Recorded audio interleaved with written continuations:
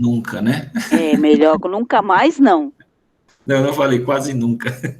Então tá bom. Mas eu quero ler um texto para nós fazermos a abertura da nossa escola bíblica de hoje. Está no livro de Atos, no capítulo 2. Nós vamos ler dos versos 37 a 41, tá bom? Atos 2, 37 a 41.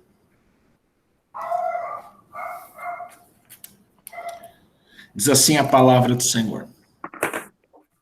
Ouvindo eles estas coisas, compungiu-se-lhes o coração e perguntaram a Pedro e aos demais apóstolos: que faremos, irmãos?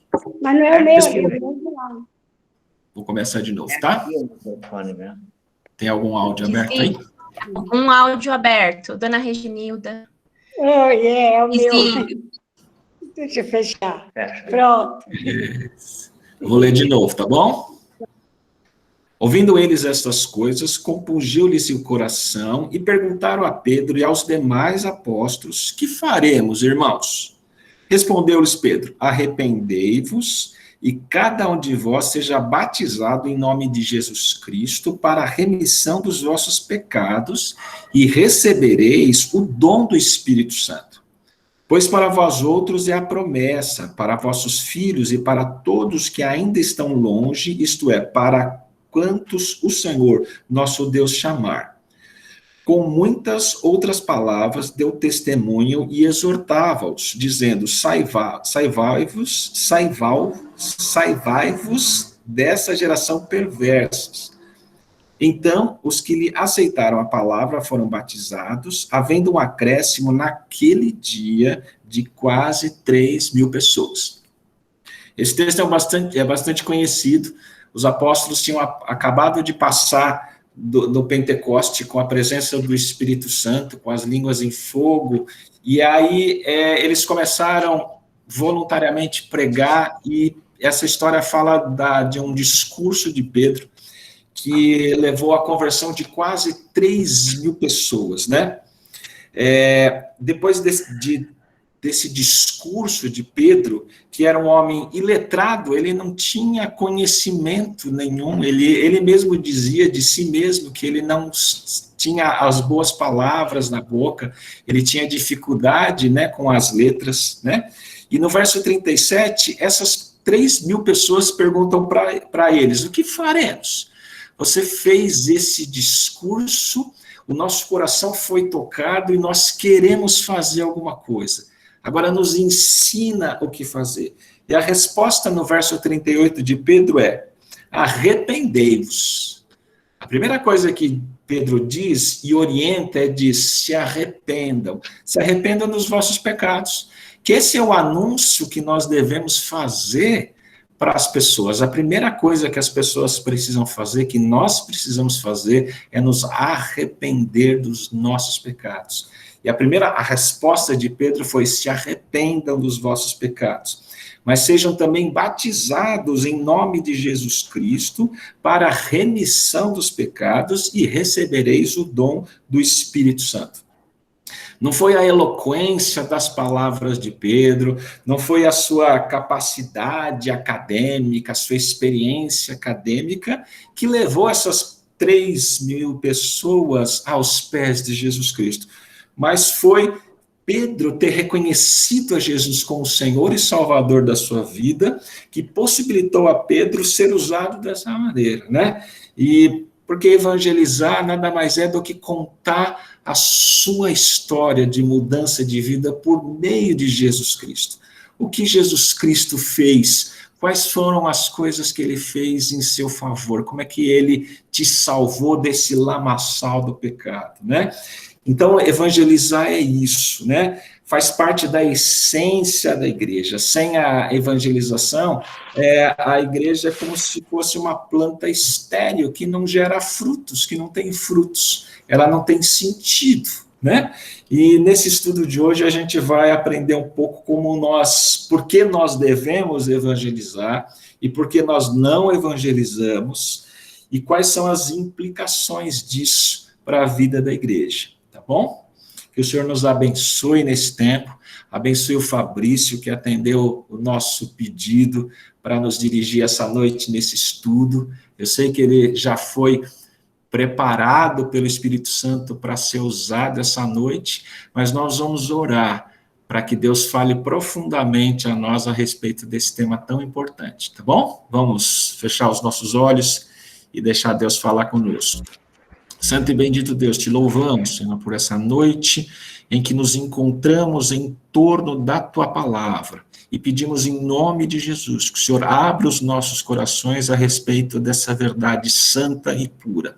Peço que o Senhor use a boca do Teu servo Fabrício, para que ele fale somente aquilo que está no Teu coração conforme a direção do Espírito Santo, e prepara os nossos corações para ouvir a Tua voz, e nos move, Senhor, em direção à Tua vontade, para uma igreja alegre, pungente, que fala com alegria, com testemunho daquilo que Jesus Cristo fez por si. Ó Pai, que nós agradecemos por tudo, por essa noite, pedimos em nome de Jesus. Amém. Amém. Amém. Muito bem, Fabrício, está nas tuas mãos aí, tá bom? É uma responsabilidade grande, viu, pastor? É uma responsabilidade grande, pelo menos para mim. Eu que tenho o hábito de falar com jovens, eu acho que aqui, eu acho que eu sou mais novo. Eu tenho muito mais a aprender com vocês do que vocês comigo. Só tem jovem aqui, Fá. Não entendi isso também. É só olhar a carinha do mais Gabriel. experiente. Eu tenho muito mais a aprender com as pessoas mais experientes do que vocês comigo. Ô, pastor, O Claudião está aqui, Fabrício. Pode ficar sossegado. Amanhã vamos chamar o Fabrício para conversar. É isso aí. Bem, pessoal, esse tema... acho que agora melhorou, porque estava tendo um retorno aqui. Esse tema é um tema muito interessante.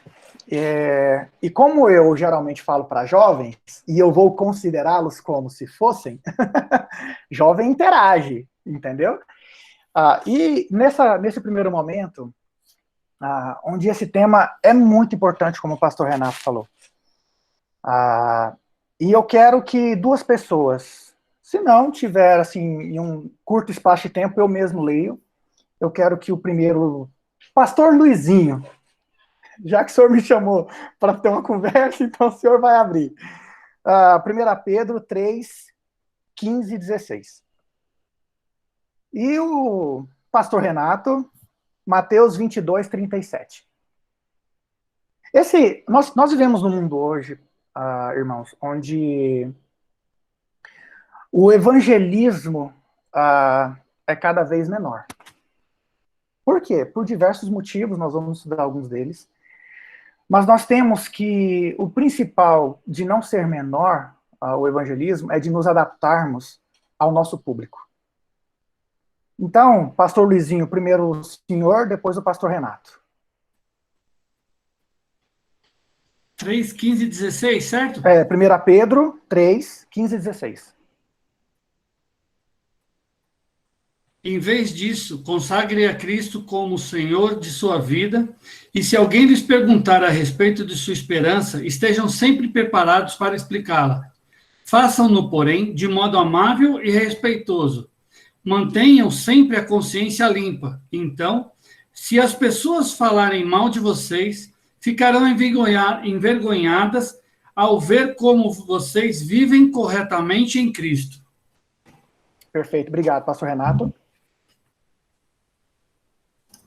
Respondeu-lhe Jesus: Amarás o Senhor teu Deus de todo o teu coração, de toda a tua alma e de todo o teu entendimento. Obrigado. Olha que interessante esses dois versículos. Pedro fala que nós temos que estar com a língua afiada para mostrar a razão da nossa fé. Não é isso que ele fala? Estejam, lógico, como Cristo no seu coração, estando sempre preparados para responder da esperança que há em vós. E Jesus fala, um dos dois principais mandamentos é amarás o teu Deus de toda a tua força, de toda a tua alma, de todo o teu entendimento. Eu quero fazer uma dinâmica com vocês, colocando em prática esses dois versículos. Primeiro, se nós estamos realmente preparados para defender da esperança que há em nós, e se nós vamos fazer isso com amor, com entendimento. Eu quero desafiar alguém a me evangelizar. Eu fiz essa dinâmica com os jovens, então eu espero que eles não falem nada. Mas eu desafio qualquer um dos irmãos a me evangelizar. Dependendo de quem for, eu vou ser mais leve. Mas eu quero saber. Me evangelizem. Como vocês me evangelizariam? Vou dar 2 personagens. Um ateu e o outro um muçulmano. Eu queria, se fosse possível, uma pessoa. Pode ser pastor também, não tem problema não, viu, pessoal? Pode me evangelizar. Quem vai me evangelizar agora? Pegos de calça curta, irmãos? Eu posso tentar. Quem falou? Eu não sei quem falou. Gabriel. Opa! Gabriel, você estava na minha dinâmica, Gabriel? Não, para sua sorte, não. Então, vamos lá então, Gabriel. Me evangelize. Eu sou um muçulmano. Não, pega mais leve que muçulmano não tem tanto conhecimento. Se for ateu... Tá bom, não... obrigado, Gabriel. Aí, ó, viu, jovem, pessoal? Ô, Fabrício, evangelizar uma pessoa normal já é complicado. Você quer que evangelize um muçulmano e um ateu? Ô, Gabriel, boa sorte, viu, meu querido? Deus te abençoe. Não, calma aí, César. Vamos dividir. Eu evangelizo o ateu, César o muçulmano. Tá bom. Não, pessoal, essa dinâmica aqui não é peguinha, tá? Podem ficar tranquilos. Isso aqui é só para a gente contextualizar. Nós vivemos numa cidade chamada São Paulo, ou pelo menos a maioria. Inclusive, tem um amigo meu lá de Manaus aqui, que eu convidei, agradeço ele aí a presença. Mas nós vivemos em São Paulo, onde... Estou aqui, estou escutando. O Thiago aí. Boa noite para todos aí. Tá? Onde nós estamos numa cidade onde, se eu tropeço, eu falo com um oriental. Viro a esquina para comer um pastel, pode ser esse oriental. Eu vou no centro, pessoal, árabes. Então, será que nós estamos realmente preparados para defender a esperança que há em nós? Então, não é um peguinha, tá, pessoal? Pode ficar tranquilo, Gabriel, eu brinquei aqui. Mas vamos lá, eu sou um ateu. Vamos lá, Gabriel. Depois o pai vai tentar me evangelizar como muçulmano. Vai lá, Gabriel. Não, também. Acho que e aí, Gabriel, como é que você tá? Você tá bem? Você tá tudo bem contigo? Como é que você tá? Você tá bem? Isso, você? Eu tô bem demais. Que vida boa, né? A vida tá boa hoje. Sim. E sua família, como é que tá? Tá bem, cara, tá bem. A minha esposa, uma delas, né? Uma das minhas esposas, ela tá longe. Ela foi para os Estados Unidos, aí eu arrumei uma namoradinha. Mas nós dois, Gabriel, por favor, não fala nada não. Porque você sabe que as paredes têm ouvido. Peraí, você é casado? Você tá com uma namorada? Sim, mãe. Qual o problema? Mas por que você vai fazer isso? Não, mas por que eu não vou fazer? Ué, você se comprometeu com uma mulher. Porque só porque você não tá mais satisfeito com ela? Não falei que eu não tô satisfeito. Não, eu não falei que eu não tô satisfeito. Estou satisfeito, muito satisfeito, mas você sabe, né, gente? Nós somos homens, né? É a necessidade, ela tá longe, ela já tá de boa também lá, com alguma pessoa. Eu tô aqui de boa também. Você sabe, né? A gente tem que saciar a carne.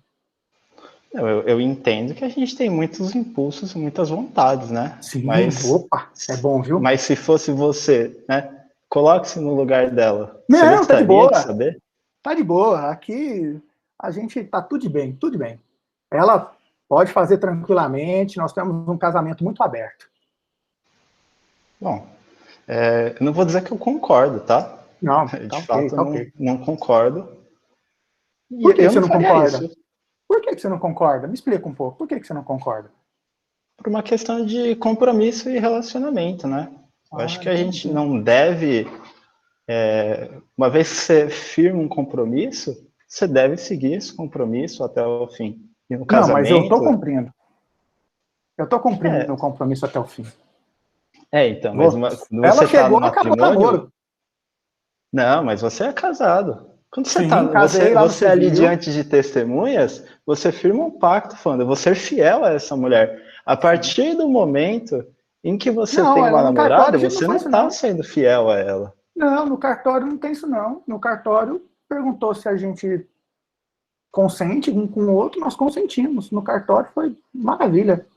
Bom, talvez diante do cartório esteja bom, né? Mas o Ah, problema sim. é diante de Deus.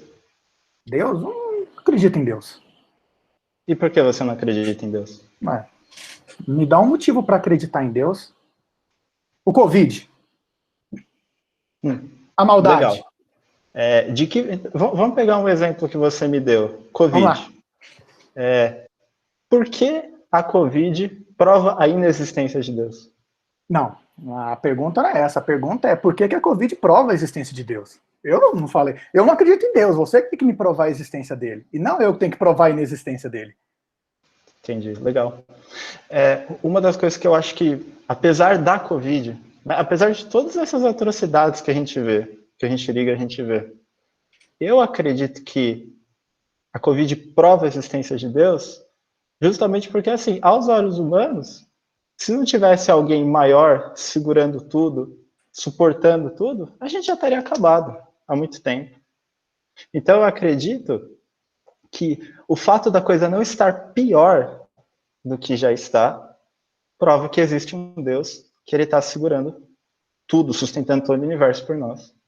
Ah, eu não acredito, cara. Pô, Gabriel, respeite mais a sua opinião, mas não acredito nisso, não. Vamos mudar de assunto? Não, pessoal, foi só uma brincadeira. Acho que já deu, né? Foi, obrigado. É um ateu e um cara chato juntos, não é só um ateu, é um ateu e um chato. Não, mas a dinâmica foi legal. Agora, eu quero ver o César, porque o César ele vai ter que participar da dinâmica. Ô, Gabriel, eu vou repetir o que eu falei antes de você começar a falar. Evangelizar uma pessoa normal já é difícil, um ateu é complicado, eu muçulmano, então piorou. Eu não arrisco. Não. O que eu gostei foi que o Fabrício ficou com a pergunta do Gabriel sobre a Covid, ele ficou pensando, eu falei, é verdade.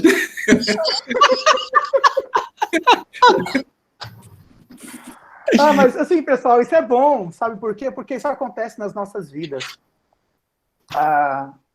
E obrigado demais, Gabriel. Obrigado demais mesmo. Eu sei que isso aqui ia desenrolar uma conversa muito grande, muito legal, mas é interessante porque em determinados grupos, por que vocês acreditam, isso aí eu falei para os jovens, e eu gosto sempre de frisar isso, por que vocês acreditam que tem vários tipos de igreja? Por que vocês acreditam que tem várias missões com grupos étnicos específicos para evangelização? Porque tem metodologias, porque tem métodos, tem conhecimentos que nós temos que ter para fazer e achegar a esse povo. Eu vou falar para vocês de experiências que eu tive com ateus. Tá? Inclusive, eu compartilhei na cantata de Natal que nós tivemos em 2019. Eu conheci um ateu quando eu trabalhava aqui em São Paulo em 2011. Por ser engraçado, o nome do cara era Jesus. Meio engraçado, meio cômico, né? Aí Jesus ateu, beleza. Aí começou uma brincadeira aí. E a gente conversando, e eu falei sobre que eu não acredito em evolucionismo. Aí vou tentar encurtar um pouco a história. Aí ele falou assim, não, Fabrício, não tem como eu acreditar em Deus. Eu disse, cara, Jesus, até fica engraçado. Jesus, eu perguntar para vocês de acreditar em Deus, já é engraçado. Mas Jesus, por que você não acredita em Deus? Aí ele, não acredito por causa da maldade. Aí eu falei assim para ele, uai, ô Jesus, eu acredito em Deus justamente por causa da maldade. Aí ele, não, você tá de zoeira comigo. Eu, não, você que tá de zoeira comigo. Aí ele, por que você tá de zoeira comigo? Eu disse, cara, vamos falar uma coisa aqui nós dois. A maldade, ela respeita a fronteira? Não. A maldade, ela respeita a política? Não. A maldade respeita alguma coisa que você conheça na sua vida? Não. Aí eu perguntei, por que a maldade não tomou conta de tudo? Aí ele, não sei. Aí eu falei, eu sei. Simples assim, eu sei. Aí, isso aí despertou nele um interesse. Qual o interesse? De saber o que a maldade por que a maldade não tomou conta de tudo? Aí a gente começa a falar sobre o evangelho. Então, essa foi uma das experiências que eu tive conversando com um ateu. Eu brinquei sobre o muçulmano, porque está sendo gravado. Eu tenho um amigo meu que ele não vou acertar nomes, até para não comprometê-lo. Já falei dele já para o pai, para o Carlinhos, já para alguns jovens, de um ex-terrorista. E ele se converteu ao evangelho e a história dele é fantástica, é maravilhosa. E eu cheguei assim para ele, fulano, quais são os passos que eu tenho que seguir para evangelizar um muçulmano? Para entender, pessoal, porque nós temos que entender que nós vivemos num mundo eclético, onde nós temos que entender que nós temos que ter a simplicidade, nós temos que buscar o conhecimento para evangelizar as pessoas. Não é simplesmente tratar um evangelismo com experiências que são nossas. Nós temos as experiências, nós temos a consciência de que é o Espírito Santo que convence, mas nós temos que dar razão da esperança que há em nós. Então, passada essa brincadeira, passado esse momento aí, onde eu queria compartilhar com vocês esse ponto, que inclusive, na introdução, ele fala justamente esse versículo de 1 Pedro, onde nós temos que dar a todas as pessoas que nos perguntem a esperança que há em nós. Há um questionamento que nós precisamos pensar. Será que nós estamos preparados para dar a qualquer um que perguntar a razão da esperança que há em nós? E isso foi a introdução da nossa revista. E aqui ele trata como 2 pontos muito interessantes de por que evangelizar. E por que nós não o fazemos.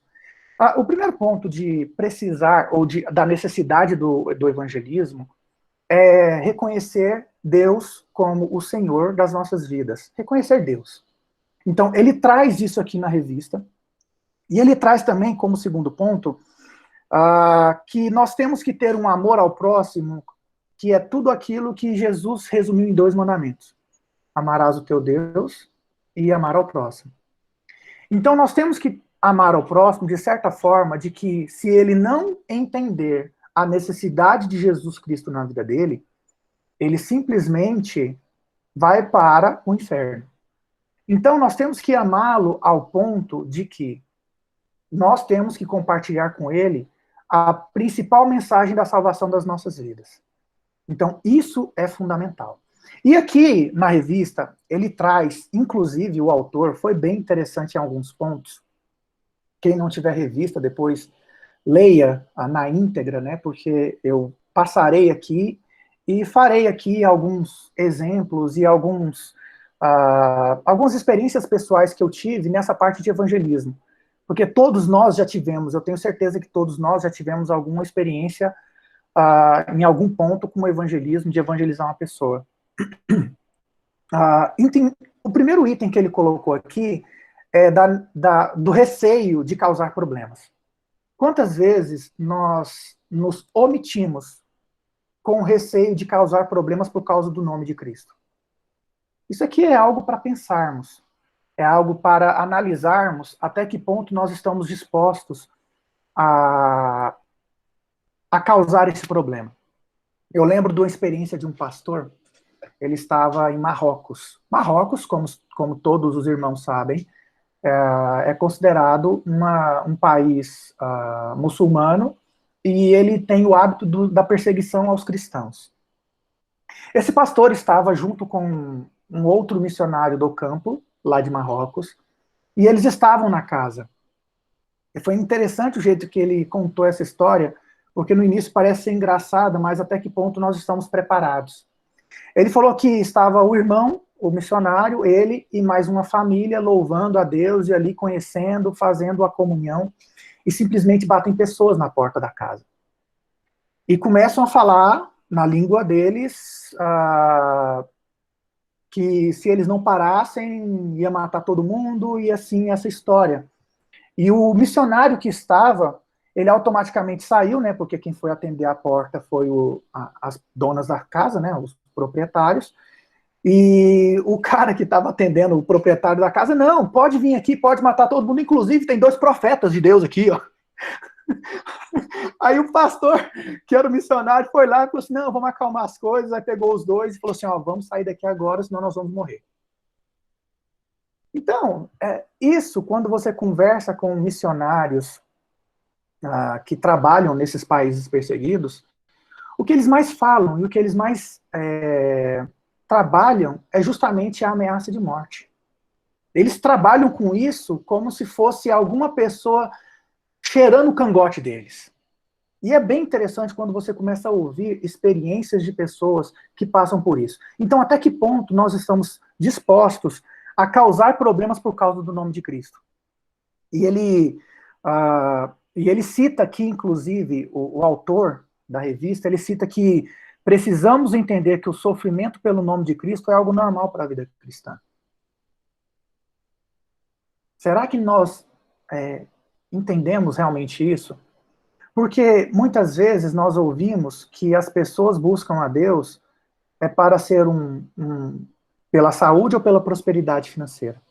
Então nós temos que entender que o nosso verdadeiro lar não é aqui. O segundo ponto que ele coloca é sobre a timidez, sobre a vergonha. Por isso que eu elogiei bastante o Gabriel aí, por mais que seja uma brincadeira, isso mostra a disposição de mostrar ali, assim, cara, eu vou dar minha cara a tapa mesmo. E jovem tem geralmente essa característica meio louca. E foi bom, foi legal. Mas esse ponto da vergonha é tão forte que Jesus fala em Lucas 9:26. Pois quem se envergonhar de mim e das minhas palavras, dele se envergonhará o Filho do Homem. Pesado. Isso é pesado. Pelo menos eu acho pesado. Então, nós temos que entender que a vergonha não pode passar em algum motivo em nossa cabeça. Temos que estar preparados para a esperança que está em nós. Esse outro ponto que ele coloca é sobre a preparação. Esse item da preparação, que foi inclusive o que nós lemos pelo pastor Luizinho no início, até que ponto nós estamos preparados? Até que ponto nós vamos chegar simplesmente na pessoa, Jesus te ama. Cara, às vezes a pessoa quer ouvir só o Jesus te ama. Às vezes a pessoa quer ouvir somente, não quer ouvir, quer o abraço. Mas tem pessoas que precisam de argumentos, e é por isso que eu pedi para o pastor Renato ler a fala de Jesus, onde nós temos também que ter o entendimento daquilo. Pessoalmente, eu gosto muito, mas muito mesmo, de ciência. Eu gosto, por exemplo, de falar dos manuscritos do Mar Morto. Eu gosto de citar Deus na criação. Eu gosto de citar Deus na matemática, na física, na história. Porque tem pessoas que precisam ouvir o entendimento. Porque senão, nós ficamos somente com as nossas experiências pessoais. E em determinados momentos, dependendo das nossas experiências pessoais, nós nos desviamos do Evangelho. Então temos que ter esse cuidado. Então aqui ele fala, quando se fala de se sentir preparado, é entender, primeiramente, que quem convence a pessoa a Deus, ao plano de Deus, é o próprio Espírito Santo. Mas você tem que estar preparado para que, em todo momento, em qualquer situação, você tenha argumentos necessários e peça a Deus esses argumentos. Não estou falando que nós vamos ter sempre argumentos. E se não tiver, fala assim, olha, eu não sei responder, vou procurar o pastor Renato, o pastor Luiz André, o pastor Luizinho, para me ajudar nessa história. Como eu disse para vocês, meus irmãos, eu gosto bastante dessa parte de ciência. Já tive algumas experiências bem legais no que tange evangelismo. Eu participava do DNE, não sei quantos irmãos conhecem o DNE, que é o Departamento Nacional de Evangelismo da ICEB, e eu fui em algumas férias para Jesus, começando por Copa do Mundo, em 2014, lá em Belo Horizonte, depois eu fui para o sertão com a minha família inteira, tadinha Virgínia, ficar com 2 crianças pequenas lá, no sertão nordestino, lá no sertão mesmo, é um pouco complicado, e ela ficou. E eu queria contar 2 experiências bem interessantes, de duas formas de evangelismo que foi bem interessante, que passou pela minha vida, tá bom? É interessante, vou contar primeiro a do sertão nordestino. A do sertão nordestino, pessoal, quando nós fomos fazer o evangelismo, pensa na precariedade. É isso. É a pessoa fazer uma diária de uma limpeza de escola por R$15. Porque R$15 é muito dinheiro no lugar. Onde a miséria, você vê a miséria assolando a cidade. Caraúbas, perto de Mossoró. Nós fomos para lá e essa cidade, ela fica entre duas principais cidades, onde servia eles chamam de hotel dos traficantes. Então, o tráfico de drogas lá, pessoal, é enorme. Se eu falar para vocês que tinha pessoas que não ouviu o que é Bíblia, vocês não acreditam. Não sabem o que é Bíblia. E eu fui conversar com eles, tentando colocar o linguajar tentando, né? Porque às vezes a gente não sabe. Mas eu falando com... E depois que eu fui saber, né? Que eram 2 traficantezinhos pequenininhos que era do bairro. E o pastor, né? Depois me falou assim, nossa, Fabrício, eu estava orando por você, porque enquanto o pessoal estava dançando, fazendo aquelas coreografias que nós sabemos que o DNE faz, a gente geralmente que está no grupo de apoio vai tentando conversar com as pessoas que ficam ao lado. Eu sentei no lado de 3 rapazes. E eu perguntando para eles primeiro se eles sabiam. E aí, vocês gostaram? Entenderam? Aí a gente começou a bater um papo, conversar. Aí eu perguntei para eles, cara, vocês nunca ouviram falar de Bíblia mesmo? Não, nunca ouvimos falar de Bíblia. Então, vocês não estão entendendo basicamente o que está acontecendo. Eu comecei a explicar para eles o que estava acontecendo, e eu falei assim, ó, vocês que gostam de matemática, eu comecei a falar de matemática para eles. Sabe qual que é a probabilidade de alguma coisa que nós estamos falando na Bíblia acontecer em uma pessoa? Aí eles começaram a rir, né? Eu tinha só a primeira série. Então, assim, aí eu comecei a falar assim, não, então eu vou falar para vocês uma linguagem que vocês gostam ou vocês conseguem entender. A probabilidade de qualquer item desses... porque a gente vai falar de um pouco de coisa, pessoal, estou tentando encurtar, tá? Quando a gente fala de Jesus como Filho de Deus, o que testifica Jesus como Filho de Deus? Várias coisas na Bíblia. Nós chamamos essas várias coisas de... Agora fugiu a palavra na minha boca, gente. Pastor, me ajuda aí, Isaías. Como é que fala em Isaías? Várias...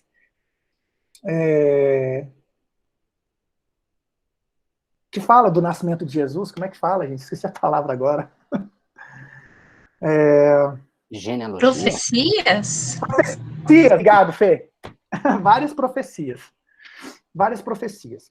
Aí eu falei, você sabia que se nós pegássemos uma probabilidade matemática de 7 profecias acontecer em uma pessoa, ou eu ou você, da Bíblia, sabe qual que seria a probabilidade disso acontecer? Ele, não sei não. Então vamos lá, cara. Imagine o seguinte, 400 anos antes de Jesus nascer, aproximadamente, teve algumas profecias. De 400 a 530 anos antes. A probabilidade de acontecer essa profecia em mim ou em você é a mesma coisa de eu pegar moedas de 50 centavos e preencher o Rio Grande do Norte inteiro. Aí ele ficou assustado. E aí, você ia ficar rico com esse tanto de moeda? Ele, caraca, velho, ia bater altos fundos. Assim, eu sei que você ia bater altos fundos. Mas imagina você pegar uma moedinha, pintar essa moedinha, colocar no meio de tantas moedinhas, embaralhar essas moedinhas, e você tem uma chance, com os olhos vendados, de acertar onde é que tá a moedinha. Aí ele, você tá desvendo com a minha cara, né, velho? Não, cara, pra você ter uma ideia. É essa a probabilidade de qualquer das 7 profecias acontecer em mim e em você. Então, a matemática foi feita por um estudioso, aí eu falei o nome do estudioso, e esse estudioso identificou, agora eu posso falar para vocês em números matemáticos, que é 10 elevado a 17. A probabilidade de 7 profecias relatadas no Antigo Testamento acontecer em Jesus Cristo. Aí, esse próprio matemático, ele elevou a 43 profecias. Os números de zeros que continham nessa equação seria equivalente às grãos de areia, à probabilidade dos grãos de areia da Terra. Então, a gente começa a perceber que você pode utilizar também alguns artifícios na evangelização. A segunda experiência que eu quero contar para os irmãos foi na Copa do Mundo. Copa do Mundo tem gente de tudo quanto é jeito, né? Eu já peguei até um marroquino que eu não sabia falar inglês na época, eu falei assim, não, aí eu chamava, vem cá, fala com esse cara aqui. Mas eu comecei a conversar com ele sobre Bíblia. Essas conversas sobre a Bíblia é muito interessante, porque você começar a mostrar cientificamente que a Bíblia é um livro de Deus é bem interessante. Eu não vou contar dessa experiência não, mas é só para vocês entenderem que tem várias formas e vários artifícios que vocês podem usar, não somente a experiência espiritual que cada um de nós temos, com o conhecimento de Cristo, para pregar o Evangelho. Então, nós temos que estar preparados para cada um desses momentos. Outro item que ele coloca aqui na revista são as prioridades. Como estão as nossas prioridades? Por que eu estou falando, Fabrício, como é que eu vou evangelizar? Gente, você vai no supermercado pelo menos uma vez por semana.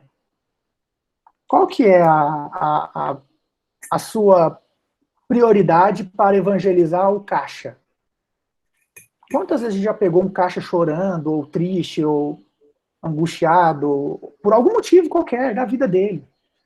Mas até que ponto nós estamos dispostos a mudar a prioridade? Não, eu tenho que comprar isso aqui e levar para minha casa.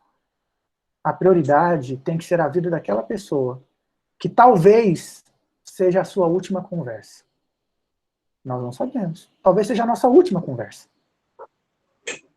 Outro item que eles falam aqui, que ele cita, é sobre você não conhecer pessoas incrédulas. Eu acho isso aqui muito difícil. Se fosse lá em Anápolis, né, pastor Luiz André, que é uma das cidades mais evangelizadas do Brasil, talvez isso aqui caberia. Mas aqui em São Paulo, acredito que não. Me fala se você não conhece uma pessoa que não conheça a Cristo.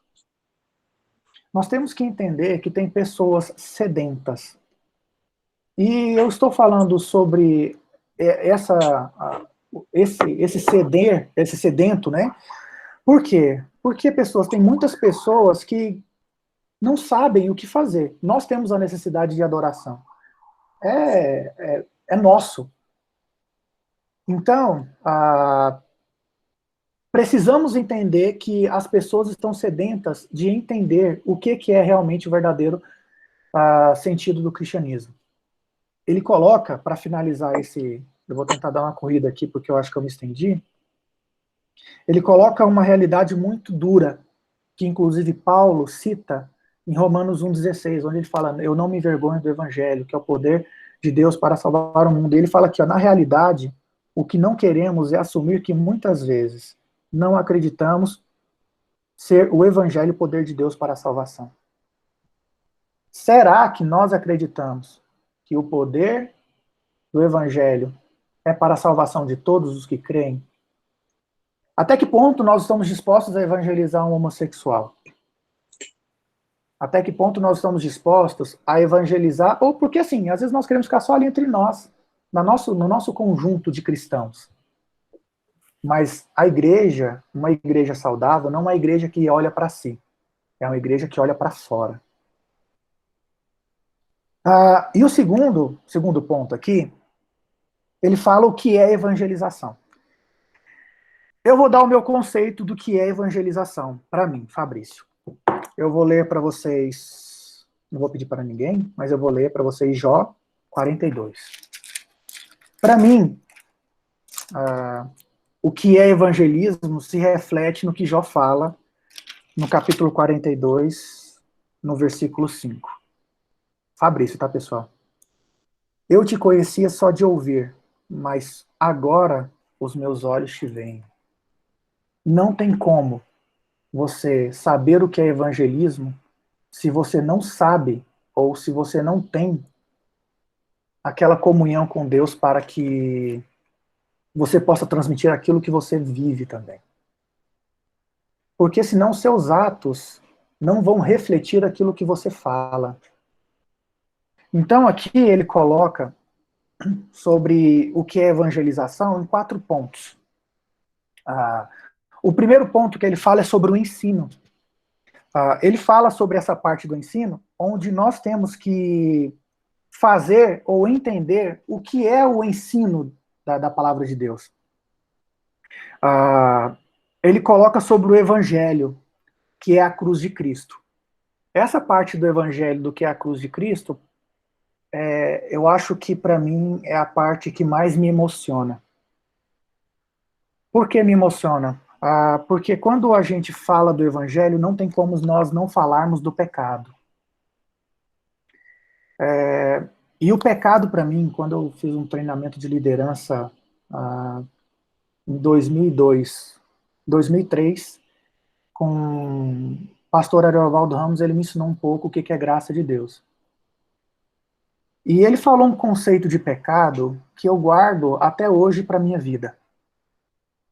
Ele falou assim, Fabrício, não Fabrício, né, mas para a turma que estava fazendo o treinamento, ele citou um exemplo, eu vou até citar esse exemplo aqui. É a mesma coisa de eu chegar para o pastor Luiz André, vou jogar o pastor Luiz André na armada aqui agora, e falar assim, pastor, pastor, me empresta o dinheiro, eu estou precisando muito do dinheiro, pastor. O pastor Luiz André, Fabrício, mas se eu prestar o dinheiro da igreja, esse dinheiro aqui é para pagar a Priscília, é para pagar a conta da igreja. O pastor, pelo amor de Deus, eu preciso do dinheiro, é urgente, é urgente. Aí o pastor resistente, Fabrício, não tem como, porque se eu deixar de pagar, eu não pago os impostos, eu preciso pagar os impostos, temos que cumprir o pastor, mas eu preciso urgente. E no final o pastor me empresta o dinheiro. Eu pego o dinheiro que o pastor me emprestou, vou numa loja de arma, compro uma arma, volto e mato o pastor. Esse é o conceito do pecado, que é utilizar a graça de Deus contra o Deus da graça. Toda vez que eu e você peca, nós usamos a graça de Deus contra o Deus da graça. Porque o que é, na verdade, o pecado? Nós somos o quê? Imagens e semelhanças de Deus. Não foi assim que Deus nos criou? Se Deus nos criou a sua imagem e semelhança, Ele nos emprestou algumas características divinas. A inteligência é uma característica divina? O planejamento é uma característica divina? O executar é uma característica divina? Então eu faço tudo isso para pecar, ao invés de adorar aquele que me emprestou para ter uma qualidade de vida. Esse é um conceito de pecado que eu carrego na minha vida, que é muito sério, para mim, entendeu, pessoal? Entendeu, meus irmãos? Então, pecar, toda vez que eu peco, é eu usar um atributo que Deus me emprestou para louvar e engrandecer o nome dele e uso contra ele mesmo. E isso eu até perguntei para alguns amigos, vocês não entendem por que Deus odeia tanto o pecado? Por que Deus odeia tanto o pecado? É porque toda vez que nós pecamos, nós usamos a qualidade que ele nos emprestou contra ele mesmo. Porque não é para amar ao próximo. Não é para glorificar o nome dele. Nós usamos para os nossos próprios bens. Eu quero fazer isso. Eu preciso fazer aquilo. Então esse conceito de pecado sempre foi muito forte para mim por causa disso. Então o evangelho, quando nós ensinamos e falamos do evangelho, nós temos que falar do pecado, da necessidade de entender que nós somos pecadores e que nós precisamos de uma remissão. Essa remissão vem através da cruz de Cristo. O outro ponto que ele colocou foi o objetivo. Esse objetivo é o objetivo onde você coloca e externa sobre a vida e a morte. Foi como ele colocou aqui na revista, né? Ou seja, nós temos que ter o objetivo de evangelizar. E ele colocou um último ponto sobre a persuasão. Lembrando que a persuasão é diferente de manipulação, meus irmãos. Por favor. Tá? Persuasão, ele coloca inclusive aqui na revista, que nós temos que defender com veemência. E aqui ele coloca, inclusive, algumas ações onde Paulo foi, ele foi enfático, ele foi persuasivo nas suas falas. Pastor Renato leu sobre um tipo de persuasão que foi de Pedro. Arrependam, vocês têm que arrepender. Então é esse tipo de persuasão, e não manipulação.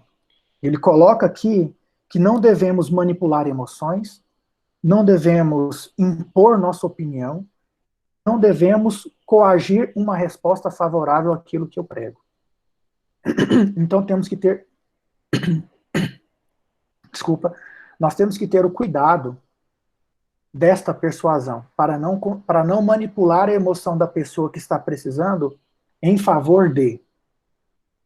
Nós não convencemos, nós apresentamos. Nós somos coparticipantes de um negócio inventado por Deus. Foi Deus que inventou. Não foi nós, Deus inventou. Então é Ele que convence. Nós só somos coparticipantes desse reino. A pergunta que fica é: o quão disposto eu estou a participar desse milagre ou participar dessa ação? E, por último, o terceiro ponto são as implicações na vida da igreja. Nós percebemos que no decorrer da história, o quanto as igrejas elas refletem um evangelismo natural quando elas estão próximas do seu Criador. Isso é uma marca da igreja. Como eu disse anteriormente, a igreja não pode olhar para si. Eu vou citar um exemplo. Em 2005, CEPAL. Estava tendo acho que todo mundo sabe o que é CEPAL, né, que é um encontro de líderes cristãos, e um pastor estava falando no início da sua pregação sobre um congresso que ia ter, 2005, hein, pessoal? 2005. Um congresso que ia ter, onde é um congresso de missões, que ia ser feito lá em Portugal. E os líderes religiosos do mundo, no início da década de 2000, eles consideravam o Brasil como celeiro missionário. Que o Brasil tinha a capacidade de enviar missionários para qualquer canto do mundo. Estava acontecendo um avivamento no Brasil, onde os líderes religiosos do mundo viam o Brasil como o celeiro missionário. E em 2005, ele foi falar desse congresso, e ele falou que hoje, naquela época, né, em 2005, os líderes religiosos não estão vendo mais o Brasil como um celeiro missionário, porque as igrejas estão voltadas para si. As igrejas estão pensando em aumentar o templo.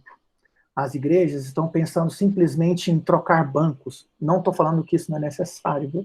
Mas não é só isso. As igrejas estão simplesmente voltadas para si, e a liderança mundial estava desacreditada no Brasil. O Brasil não era mais o celeiro missionário. Que Deus tenha misericórdia de nós, porque se um dia nós fomos eleitos pela liderança mundial como um celeiro missionário, essa mesma liderança viu que as igrejas brasileiras perderam o foco. Então, uma característica de uma igreja saudável é ter em si o compromisso do evangelismo. Porque a igreja não é focada em si. A igreja é focada no próximo. E eu quero encerrar com uma leitura de 1 Coríntios 9:16. Desculpa, meus irmãos, mas minha garganta está um pouco ruim. 1 Coríntios 9:16. Quem quiser abrir. Isso aqui é uma carta de Paulo, onde ele fala assim: se anuncio o evangelho, não tenho do que me gloriar, pois sobre mim pesa essa obrigação. Porque ai de mim se não pregar o evangelho. Ai de mim. Ai de nós, se não pregarmos o evangelho. E é interessante que no decorrer da carta, ele se sujeita a falar: fiz-me fraco para com os fracos, com o fim de ganhar os fracos. fiz-me tudo para com todos, com o fim de, por todos os modos, salvar alguns. Versículo 22. Então, que tenhamos a consciência de que ai de nós se não evangelizarmos. E ai de nós se nós não entendermos quem evangelizamos. Porque isso vai pesar sobre os nossos ombros. Que Deus tenha, espero assim, que Deus tenha falado com os irmãos assim como falou comigo. Assim como eu gosto muito de pesquisar, eu gosto muito dessa área de pesquisa, né, de tentar entender, de buscar entendimento. E tinha tantas coisas interessantes para falar, mas eu espero que Deus tenha falado aquilo que Ele preparou para esse momento. E que nós saiamos daqui, dessa reunião, com um simples argumento. Ai de nós se não fizermos. É uma responsabilidade de todos, não só dos pastores, não só dos líderes, mas de todos. A começar na nossa casa, no nosso bairro, na nossa cidade. E assim, fazer com que o mundo inteiro conheça a verdade através do sacrifício de Cristo. Amém.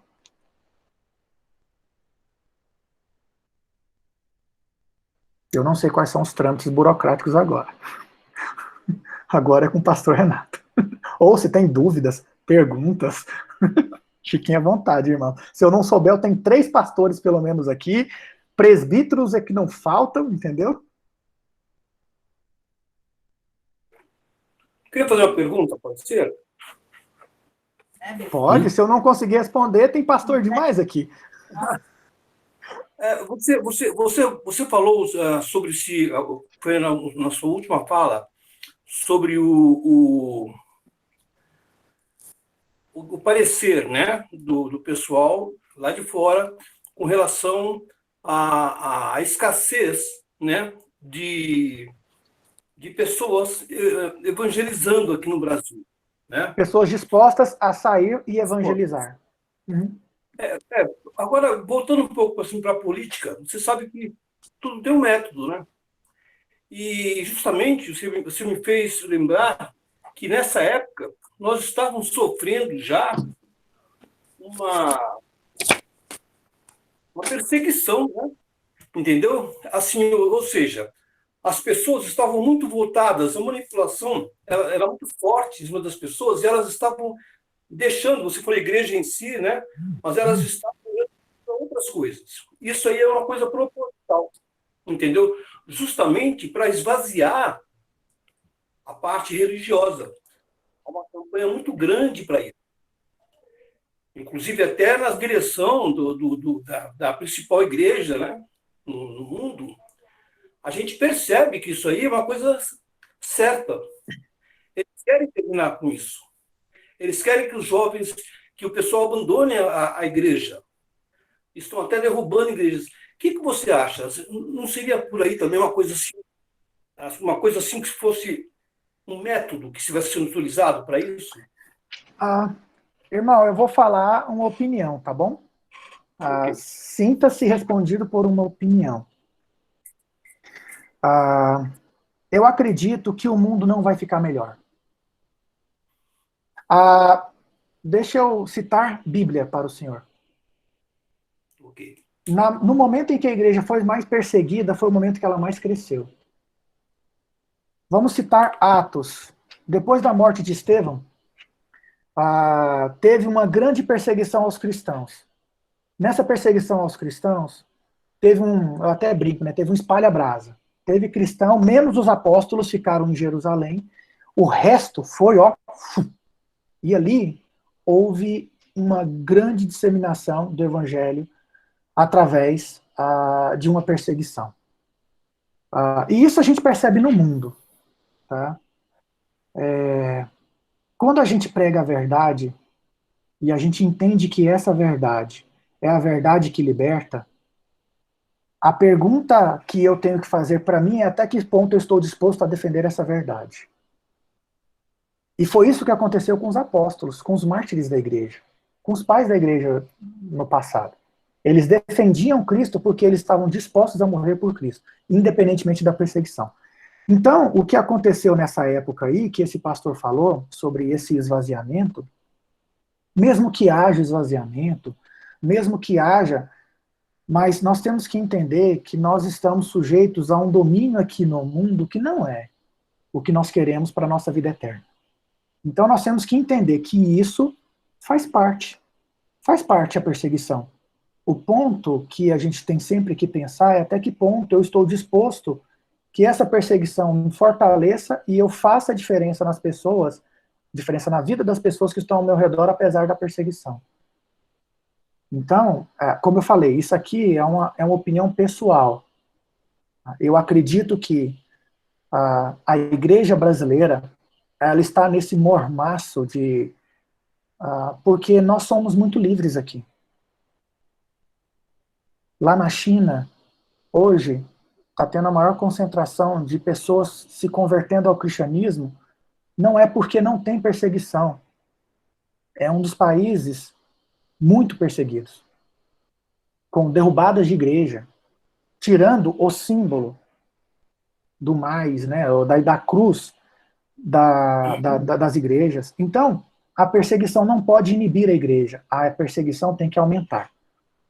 Mas a consciência da liderança mundial de que o Brasil parou de voltar para o evangelho e sim para si, que entristece. A perseguição a gente vai ter. E a gente se acostume com ela. Jesus falou isso, ó, vocês não estão aqui para ter sombra e água fresca, não.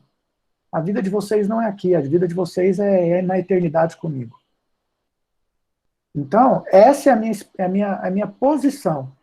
Que se nós tivéssemos um pouquinho mais de perseguição, talvez nós teríamos um pouco mais de crentes compromissados com o reino. Aí é que a gente entra naquela que a quantidade, né? A quantidade, ela é vencida pela qualidade, né? Porque quanto mais tem essa perseguição aí aqueles que estão mesmo em Cristo ali, com aquele propósito, aqueles que se sacrificam também, né? Então, aí, eles se tornam mais fortes, porque eles representam, né? Assim, como é que a gente pode falar? Geometricamente falando, né? Eles multiplicam, né? Entendeu? Posso dar um dado estatístico para o senhor? Um vale por 20. Né? Eu posso dar um Então, dado estatístico? Vou dar um dado estatístico para o senhor. A igreja brasileira teve um acréscimo significativamente de cristãos. Isso é comprovado. Hoje, praticamente 25% da população brasileira se diz cristã. Não estou falando evangélica, estou falando cristã. Tá? Esse aumento foi exponencial no decorrer dos anos.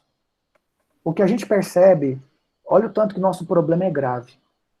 Nós percebemos que teve um aumento de cristãos no Brasil.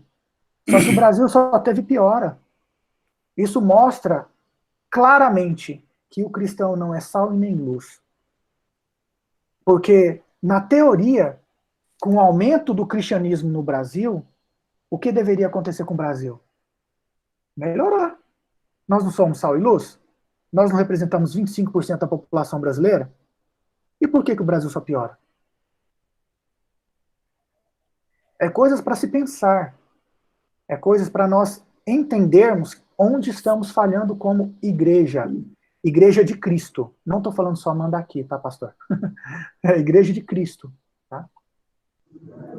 Brito, essa sua fala é importante, porque, de repente, a gente cresceu dessa forma, mas em questão de honestidade, de não corrupção no nosso país, tanta coisa errada que a gente vê, né, inclusive com relatos aí de próprios evangélicos, né, tantos escândalos. Agradecendo propina, né? Agradecendo exatamente. propina a Deus.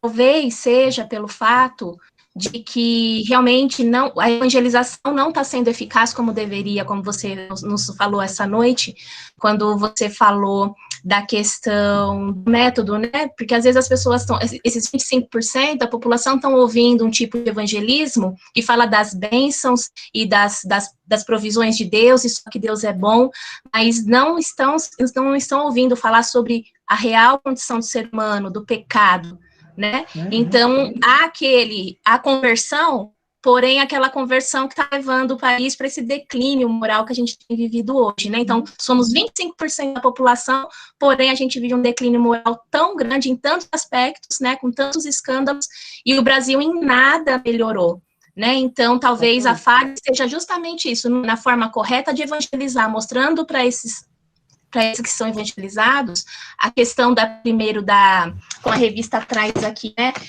fala primeiro da queda, né, e aí você fala da decadência do homem, enfim, o evangelismo da sua forma correta como deve ser feito, não falando só da parte boa, a questão de querer emocionar, né, aquele que a gente está evangelizando, floreando para que haja convencimento, né, achando que quem convence somos nós, então vamos florear. Então, é muito linda a vida com Deus, é fácil, é maravilhoso, mas esquece de falar da segunda parte, né, que é sim o sofrimento, tem que ter arrependimento de pecado, né, então, talvez seja por isso.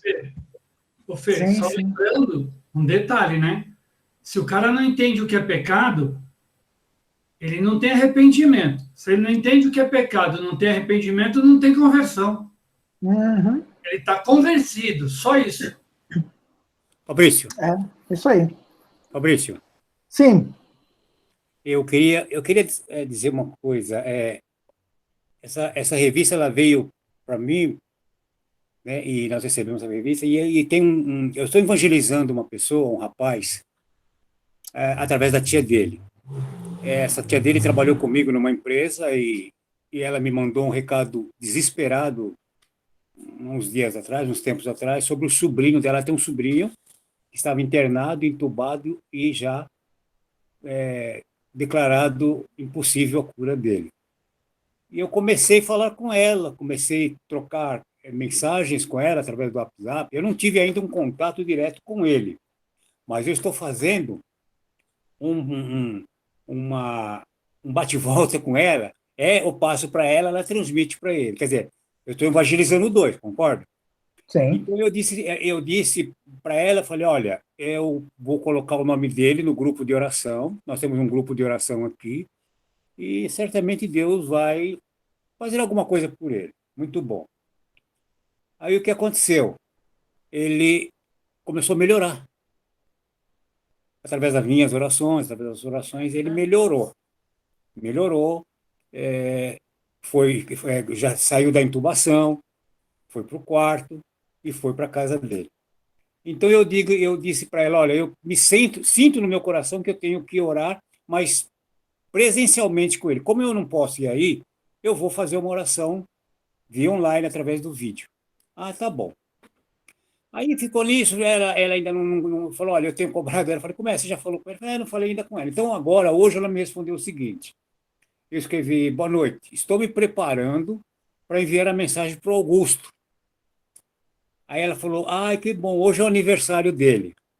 Então eu mandei, manda meus cumprimentos e felicidades. E o melhor presente que ele recebeu foi a cura. Você pode me responder se ele tem conhecimento de Deus? Eu perguntando a ela.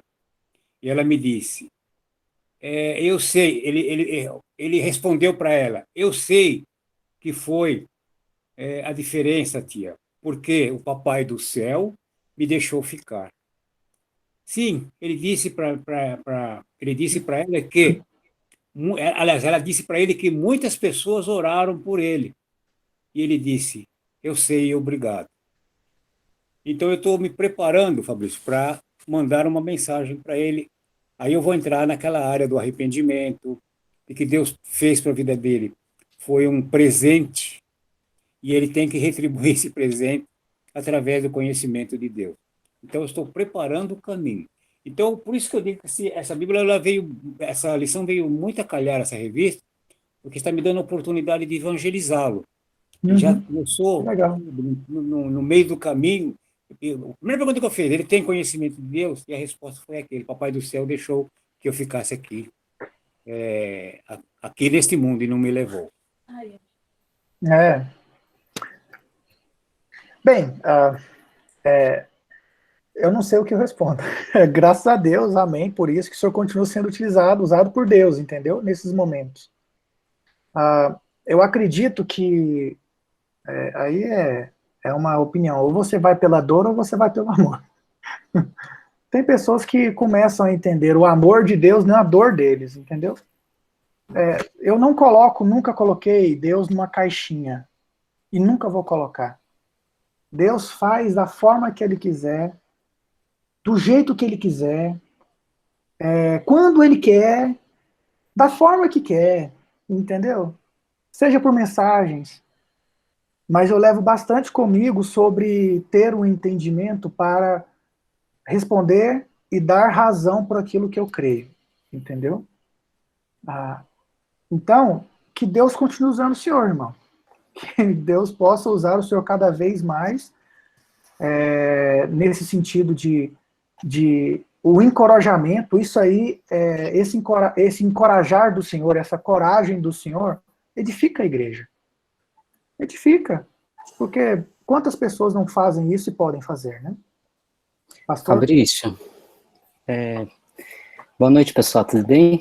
Não, Fabrício, o senhor fazer uma pergunta para mim é brincadeira. Não, vou fazer um comentário. Tá bom. O Fabrício nos apresentou alguns exemplos de evangelização que são muito, muito pertinentes, né? Porque são realidades, né? Por exemplo, o sertão do Nordeste, né? Você encontrar um marroquino num evento internacional, a gente se deparar com ateus, né? Então, por exemplo, o Gabriel, que está na universidade pública, ele tem professores ateus, que vão, inclusive, provocar o ateísmo nos seus alunos, inclusive evangelizá-los para isso, né?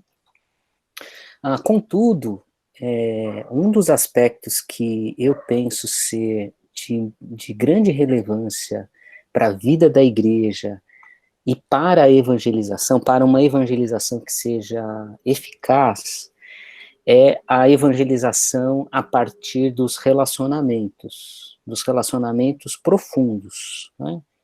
Então, você citou bem claramente, né? Quem de nós não tem pessoas no nosso convívio que são incrédulos, pessoas que não são cristãs, né? Todos nós temos, desde familiares próximos, alguns têm filhos que são incrédulos, alguns têm pais, avós, primos, né? Aos outros tipos de relacionamento, ao relacionamento de amizade, aos relacionamentos profissionais, aos relacionamentos que estão, por exemplo, no nosso campo de lazer, né? Então, a gente sabe de irmãos que participam de grupos de corrida na nossa igreja. Então, dentro do grupo de corrida, tem gente lá que é do seu relacionamento de lazer, e são ali pessoas que não são cristãs, né? Então, eu acredito profundamente nisso, que a evangelização, para a vida da igreja, para a vitalidade da igreja, ela precisa acontecer a partir dos nossos relacionamentos. E aí eu queria contar um exemplo que foi muito frutífero. Tem outros na mesma metodologia, mas um exemplo que foi muito produtivo. A gente tem uma colega, uma amiga, que não era cristã, e colega de trabalho da Vivian, então uma pessoa bastante estudiosa, com pós-graduação e tal, então com todos os conceitos que o mundo pode nos oferecer, como essa questão do humanismo, do relativismo, da pós-modernidade e tal, e nós éramos amigos, tínhamos contato, tínhamos amizade, né? E então nós a convidamos, eu e a Vivian, nós convidamos ela para estar em casa por algumas semanas e nós íamos estudar a Bíblia juntos, né? Nós íamos conversar sobre Deus. Ela estava num momento de algumas crises, de algumas questões importantes, e nós começamos a estudar a palavra de Deus.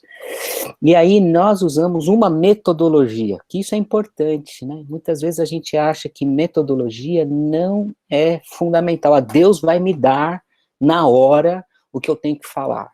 Então, acho que não vale a pena você tentar evangelizar uma pessoa sem algum tipo de metodologia. Os nossos jovens estão fazendo uma campanha com uma pulseirinha, eles estão vendendo, aproveitar para fazer propaganda aí para arrecadar dinheiro para o Jump, para evangelização. Então, uma pulseirinha que tem ali os passos da mensagem do evangelho para você não se esquecer do que você precisa falar na hora da evangelização. Olha lá, o Carlinhos está mostrando ali.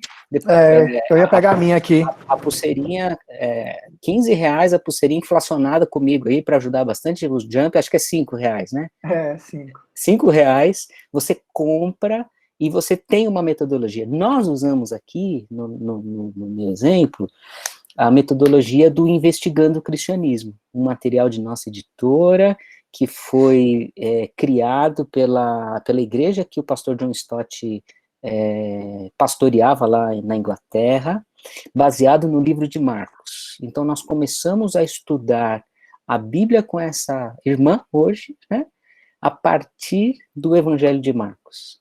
E foi, assim, natural, sem pressão, sem esse negócio de colocar a faca no pescoço, assim, né, no sentido, se você morrer hoje, você está indo para o inferno. A pessoa vai criar uma resistência ao evangelho, porque eles vão nos achar superiores a eles, quem somos nós para mandar um ou outro para o inferno, mesmo que o que eu estou falando é verdadeiro. Se a pessoa sem Cristo morre, ela está perdida. Contudo, é possível a gente comunicar o evangelho com graça e ter paciência com esta pessoa que ainda não tem o conhecimento do Evangelho de Nosso Senhor Jesus Cristo. O Investigando em Cristianismo, pessoal, é uma ferramenta extraordinária. A gente abria a Bíblia, simplesmente, vamos ler o Evangelho de Marcos e vamos estudar. E chegou um momento onde Jesus, acho que a segunda ou terceira lição, fala que Jesus é maior que todas as coisas. Então, Jesus é maior que os poderes espirituais, os poderes da natureza, que as limitações humanas e tal. E nesse momento, quando a gente falou que era maior que os poderes da natureza, ela ficou impressionada e falou assim, mas como que um ser humano pode ser maior que uma grande tempestade, que um tsunami? Aí entra a oportunidade da gente falar da divindade de Jesus, da essência de Deus e assim por diante. Então, eu acredito, gente, que todos nós, devemos ter a experiência da evangelização. Se você ainda não teve essa experiência, ore a Deus, se prepare. Então, tem várias metodologias. O livro Sem Palavras, né, com as cores, porque você vai aprendendo versículos, 4 leis espirituais, investigando o cristianismo, o Evangecube, que é um cubo que você vai falando de Jesus, isso principalmente para crianças e adolescentes, é fantástico, você vai montando o cubo e vai falando do amor de Jesus, até um contato pessoal, como você mesmo mencionou lá no caixa de supermercado, de você deixar uma mensagem do evangelho para uma pessoa. Contudo, a diferença se dá, na minha opinião, se dá neste aspecto, o aspecto do relacionamento. A pessoa vai ver o evangelho, olha lá, a Pri está mostrando aí o material do Investigando o Cristianismo. A pessoa vai conhecer o evangelho, mas ela também vai visualizar o evangelho através da sua vida. Então é Jesus, e aí as coisas que Deus está fazendo na nossa vida, as coisas que Deus transformou, contudo, com base, com conhecimento, mas também com graça de Deus. A gente tem que ter, o nosso papel na evangelização é ser proclamador. Esse é o nosso papel fundamental, proclamar as boas novas. Lembrando, é evangelho, é boa notícia. Dentro da boa notícia tem uma má notícia, todos nós somos pecadores, mas é a graça de Deus que vem abundantemente sobre nossas vidas. Procure, né, se aperfeiçoar. Você quer conhecer um pouquinho mais das metodologias, a escola bíblica pode proporcionar isso, né? Proporcionar caminhos para a gente conhecer metodologias com a finalidade da gente evangelizar. Então, eu queria compartilhar essa experiência numa outra perspectiva. Com o tempo, a gente estudou a Bíblia, acho que 6 meses, até o dia que ela falou assim, eu não consigo mais viver sem isso que você está me apresentando, que é Jesus Cristo, e a gente orou e ela entregou a vida para o nosso Senhor Jesus Cristo. Maravilha. Pastor Renato, depois o Gabriel, e eu quero depois contar sobre essa experiência do pastor Renato. Eu queria falar um pouquinho também sobre a questão, eu concordo plenamente dessa questão do evangelho relacional, né, ela é fundamental. Mas, às vezes, as abordagens, elas vão acontecer em outros contextos também, né? Então, por exemplo, como você falou, pode ser num supermercado, pode ser em diversos lugares que você nem conhece a pessoa. O que eu acho que é fundamental dentro daquilo que você falou é a razão com a qual nós estamos fazendo isso. Eu sei para onde eu vou por causa do sangue de Jesus Cristo e eu não quero que ninguém fique fora disso. Isso tem que ser a minha paixão, em amor ao próximo, em amor a Deus, né? Então, acho que isso é fundamental. E tem que ser um evangelismo intencional. E ele tem que ser criativo, né? Intencional, por exemplo, eu vi alguns anos atrás, uma estratégia bastante interessante de você convidar para alguém, um estrangeiro que está morando no seu país, para ele fazer uma refeição e você prepara uma refeição típica do país dele. E você chama ele para cá. Ele não conhece muitas pessoas aqui, ele está sozinho, ele está carente, então você criou uma oportunidade. Mas isso pode ser feito em diversos lugares. Eu conheço um caso também de um árabe que ele foi evangelizado. Na realidade, a pessoa que levou o evangelho para ele talvez não saiba que ele levou essa pessoa para Jesus Cristo. Ele era um árabe, morava no Paraguai, ele estava num quarto de hotel, ele desceu do quarto para pegar um telefone público que ele ia ligar para uma prostituta, que ele queria relações sexuais com uma prostituta naquela noite. E tinha um folheto evangelístico fixado ali, e ele pegou aquele folheto, ele não conseguiu ligar para a prostituta, e ele se converteu a Jesus Cristo. Então, às vezes, algumas coisas que nós fazemos intencionalmente são frutos que o Espírito Santo vai produzindo, e a gente tem que estar nessa disposição intencionalmente o tempo todo, né? Sim, foi o que eu falei também, pastor, sobre... Eu não gosto de colocar Deus numa caixinha. Só assim, só assado. Não, Deus faz do jeito que quer. Gabriel. O Jean levantou a mão antes de mim. Se você quiser falar, Jean? É porque para mim não apareceu aqui, desculpa, pode falar. Oi, boa noite, tudo bom? Tô me ouvindo? Sim, tá baixo. Tá baixo? Vou falar mais alto. Eu já fiz no volume máximo. Você vê. Não, era para só contribuir. Jean, não dá para entender nada. Eu não estou conseguindo entender, Jean, desculpa. Não sei se é só eu. Somente eu. Não, o microfone está com algum problema, Jean.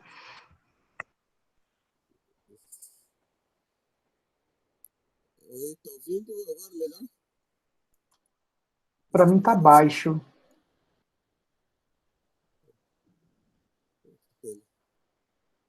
Também não estou ouvindo, não. Não está dando, só tentar aqui resolver.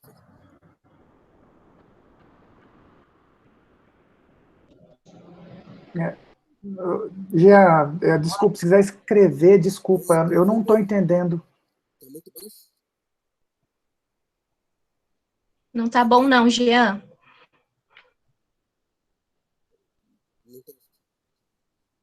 Pode passar então eu vou tentar resolver aqui. Tá bom, acho que o Gabriel pode ir falando enquanto ele vê lá, né?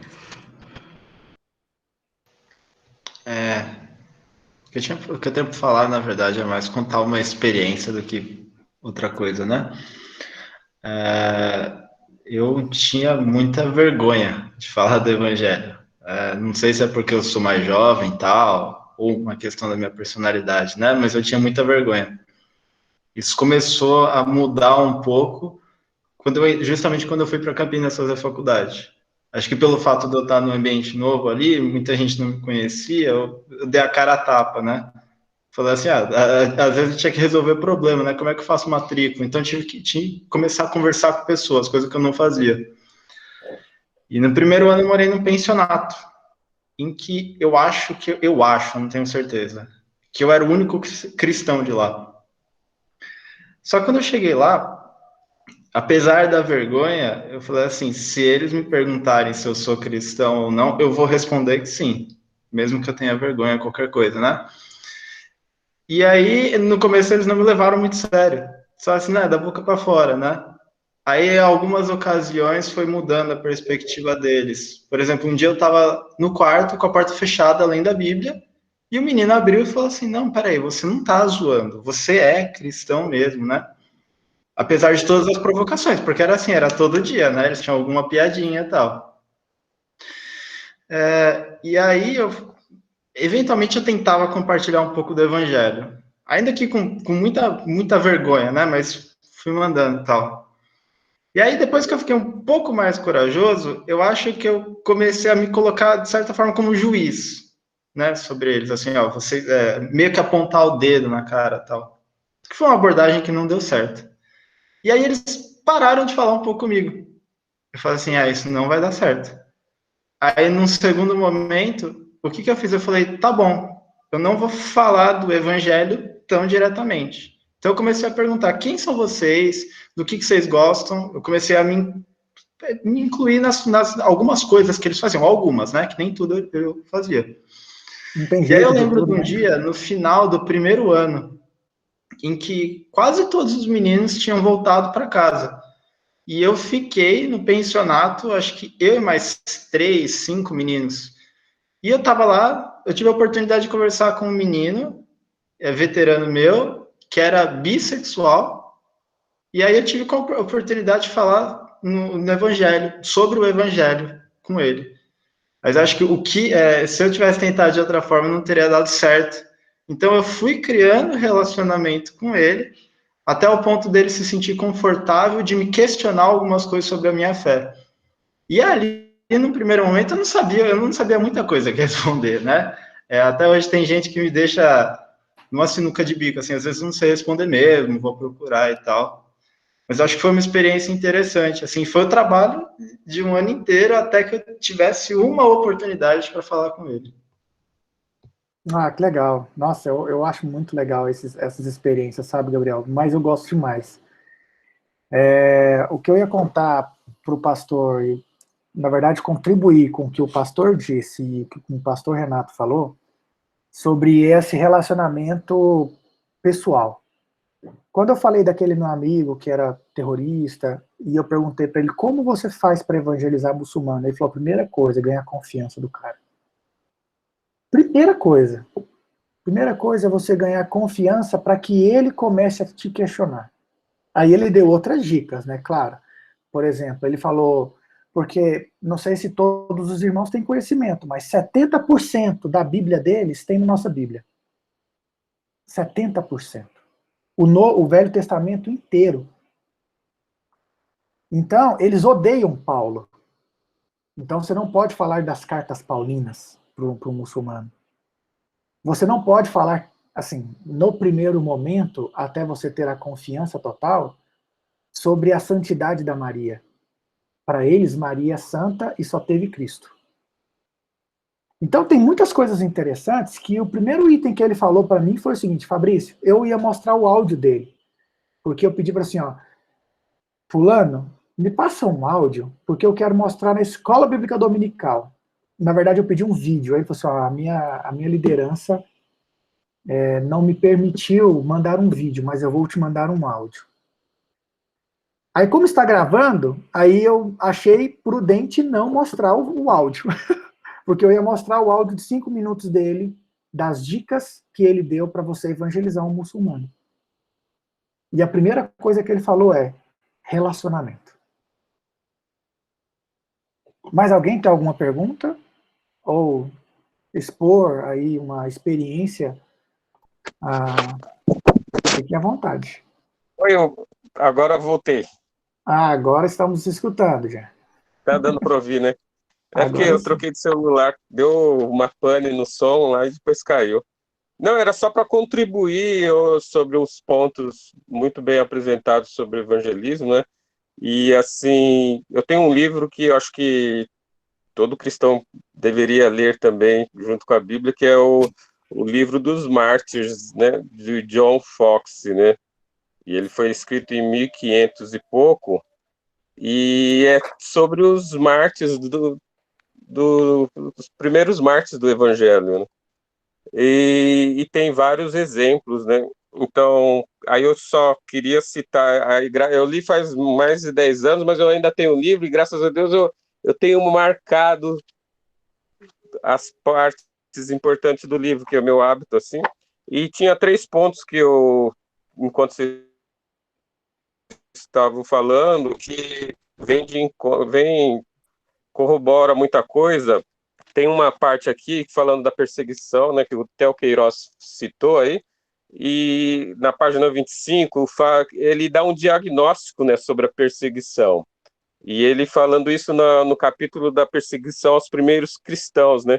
E ele fala que as causas de tanta perseguição aos cristãos por parte dos imperadores romanos foram principalmente estas: o medo e o ódio, né? Então ele dá esse como diagnóstico da perseguição, isso, o medo e o ódio.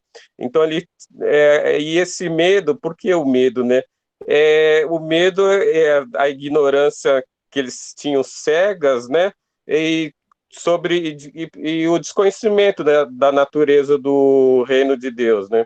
Então, por temer e desconfiar que o reino deles, do mundo, seria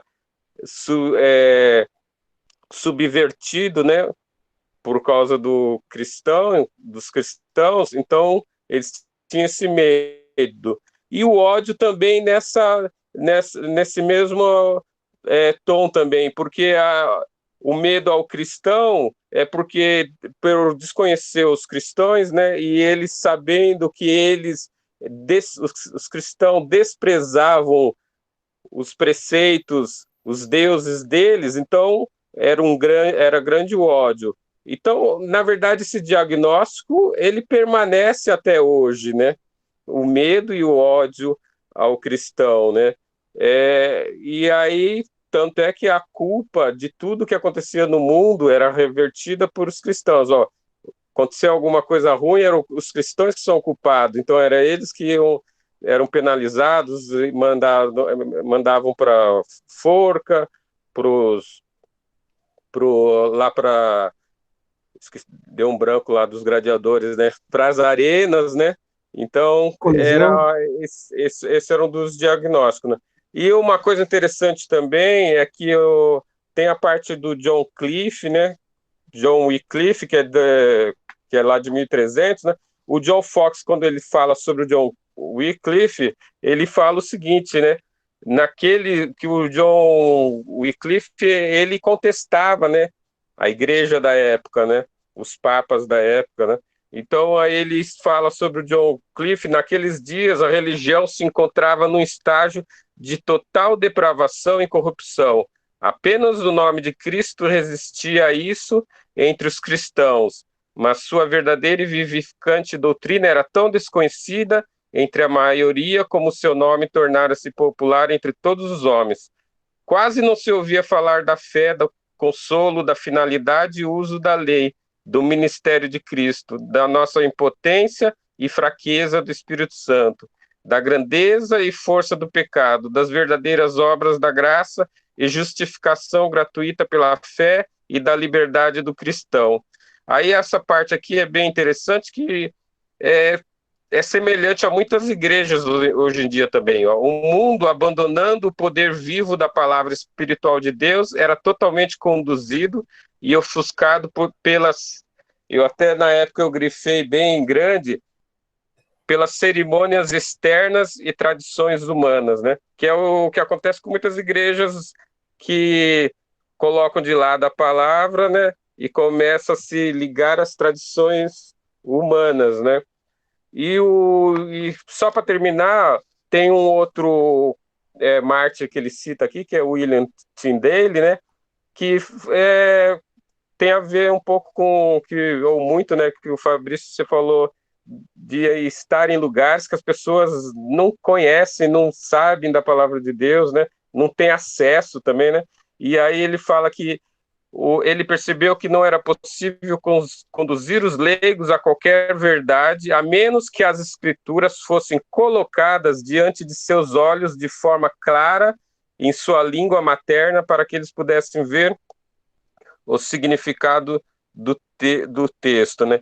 Depois ele fala, né, que, na verdade, as igrejas, de maneira egoísta e até abominável, né, elas se fecharam nelas mesmas, né, e ou perderam foco, colocaram outras coisas e praticamente ocultavam a Bíblia, né, que é o que, então, as pessoas às vezes até estavam lá dentro de uma igreja, mas não compreendiam as mensagens, né, que é o que também aconteceu com a Igreja Católica, né, que até os anos 60 tinha missa em latim num universo que as pessoas nem sabem, há muito tempo não falam latim, né? Então não tem como compreender.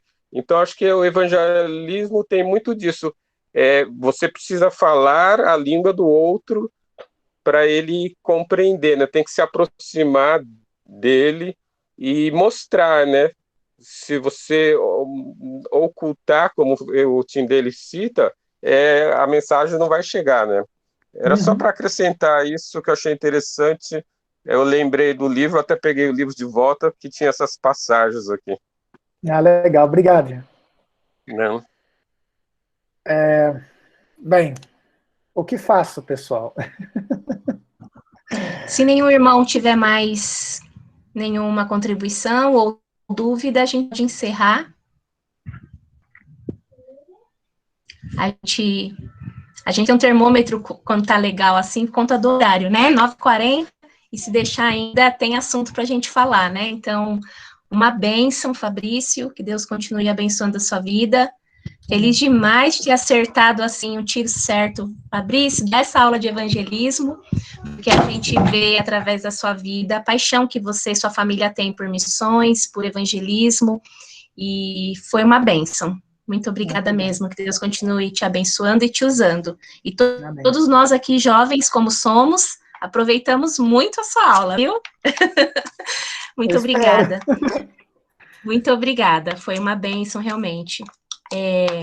Eu queria terminar aqui só antes da gente orar, com uma frase que o Mark Dever fala aqui no terceiro ponto, né, da lição que o Fabrício deu, que a igreja local é o plano de evangelização de Deus, é o programa evangelístico de Deus. Então, que a gente, enquanto igreja, enquanto comunidade, a gente seja realmente referência para o mundo, né, a gente seja a diferença, e a gente faça com que as pessoas se sintam bem no nosso meio, né, então quando a gente tiver pessoas que não são do nosso meio, visitantes, a gente faça como a gente tem feito, né, fazendo com que elas se sintam bem no nosso meio, e que elas possam entrar na nossa igreja e ouvir a verdade que liberta da palavra de Deus, tá bom, meus irmãos? Eu vou encerrar com uma oração, nós temos muitos pedidos de oração, lá no nosso grupo de mulheres, a gente está com uma lista grande de pedidos de oração das nossas irmãs, de conhecidos, enfim, muita gente precisando. Eu não vou citar um a um, porque tem bastante nome, mas eu queria em específico orar pela Cris, né, a Cris estava aqui com a gente, o Davizinho continua lá no hospital, então que a gente possa continuar colocando a vida do Davi nas mãos do Senhor, né, e que o Senhor continue cuidando de cada um que tem os nomes aqui nessa lista de oração, que ele sabe quais são, tá bom, meus irmãos? Vamos orar? Senhor, em nome de Jesus, nós queremos te agradecer por esse privilégio, Pai, de estar aqui reunidos como tua igreja, sobre a tua palavra, aprendendo mais, ó Pai, a respeito de algo que o Senhor ama tanto, que é nos enviar ao mundo, Pai, para levar o evangelho, anunciar as boas novas, ó Pai, a toda criatura, e que seja, Pai, até os confins da terra. Senhor, que a gente possa olhar, ó Pai, para o nosso próximo, Muitas vezes o mundo parece ser tão distante e tão grande para nós, ó Pai, mas que a gente possa olhar para dentro da nossa casa, para os primeiros discípulos que são os nossos filhos, que a gente possa olhar para os nossos vizinhos que estão mais próximos, que a gente possa olhar, ó Pai, realmente para aquelas pessoas que trabalham conosco, aquelas pessoas onde a gente pode ter contatos diários com comércios locais, como a nossa família, ó Pai.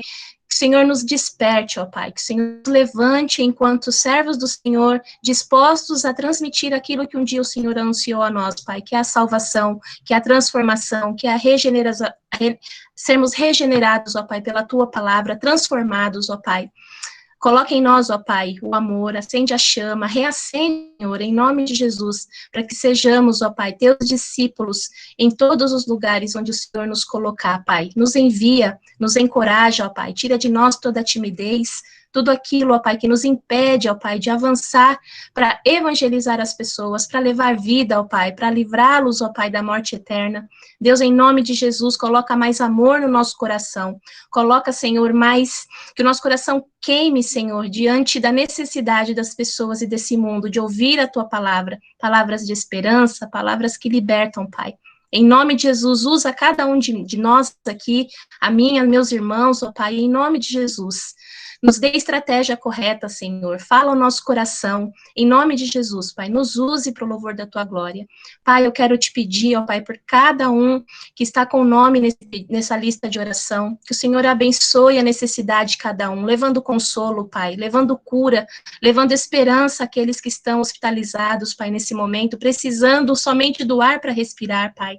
Em nome de Jesus, que o Senhor, ó Pai, dê às famílias esperança, que o Senhor leve cura àqueles que o Senhor, ó Pai, deseja curar. Nós confiamos na Tua soberana vontade, Deus, e entregamos nas Tuas mãos.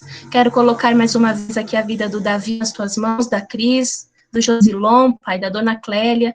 Que o Senhor esteja tudo, Pai, a saúde do Davi, que em breve ele possa estar em casa, Pai. Esteja abençoando a Cris, renovando as suas forças, cuidando dela ali no hospital. Cuida do Josilon também, de tudo que o Teu servo precisa, Pai. Acalma o coração da Dona Clélia, Senhor, como avó. Que o Senhor cuide, ó Pai, de tudo que essa família precisa nesse momento. Nós entregamos a vida do Davi nas Tuas mãos, Pai. Ele é Teu. O Senhor o fez e que o Senhor faça, ó Pai, a Tua obra na vida dele.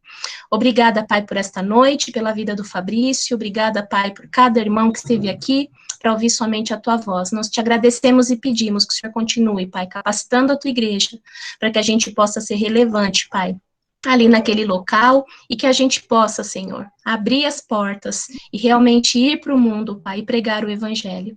É o que nós te pedimos, Deus, em nome de Jesus. Amém, Senhor.